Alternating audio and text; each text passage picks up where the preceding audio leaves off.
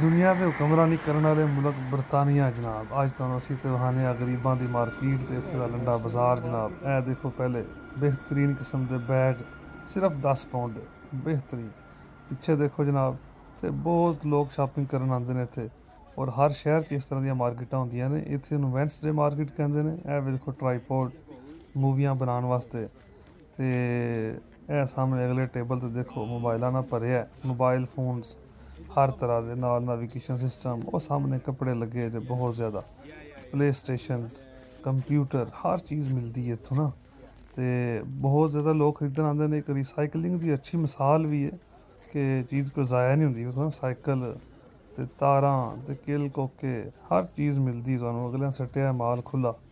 ਤੇ ਇਹ ਉਹ ਲੰਡਾ ਬਾਜ਼ਾਰ 'ਚ ਦੇਖੋ ਜੁੱਤੀਆਂ ਤੇ ਨਾਲ ਹੀ ਕੰਪਿਊਟਰ। ਵੇਖੋ ਨਾ ਕੈਸਾ ਹਸੀਨ ਇਮਤਜ਼ਾਜ ਹੈ, ਜੁੱਤੀਆਂ ਤੇ ਕੰਪਿਊਟਰਾਂ ਦਾ ਢੇਰ।